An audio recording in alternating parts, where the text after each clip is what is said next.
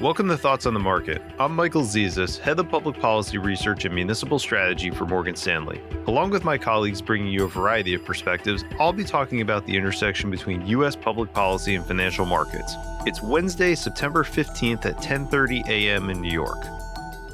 A flurry of legislative activity over the past week revealed a lot about where tax policy is likely going in the U.S. And while it's not new news that taxes are likely going up, there are key market observations to be gleaned from the new details that have emerged. First, as we've long expected, tax hikes appear to be falling short of the original White House request, reflecting the reality of what every Democrat, including moderates, could support. For example, the House Ways and Means Committee's proposals call for the corporate rate to go to 26.5%, not the 28% asked for. They also call for the highest capital gains rate to go up 5%, not the nearly 20% asked for. These numbers aren't final, but from here we wouldn't expect them to move higher. And that's important for bond investors. In the short term, this means the total amount of revenue these measures can raise probably cannot offset the amount of spending being planned. That means some deficit expansion and more bond supply could join with other macro factors like improving growth and a Fed on pace to taper to push bond yields higher over the balance of the year.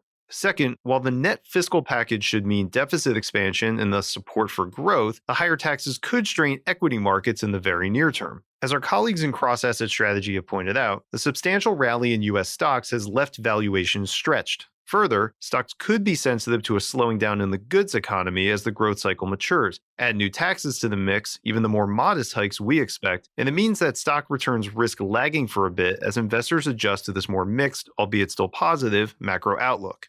A final thought here, while we expect tax changes like these to come through, they are most certainly not a done deal. There are plenty of negotiating hurdles left to clear, and so we wouldn't expect any finality on the debate until the fourth quarter of this year. We'll of course keep you informed as the situation develops. Thanks for listening. If you enjoy the show, please share thoughts on the market with a friend or colleague, or leave us a review on Apple Podcasts. It helps more people find the show. The preceding content is informational only and based on information available when created. It is not an offer or a solicitation, nor is it tax or legal advice. It does not consider your financial circumstances and objectives and may not be suitable for you.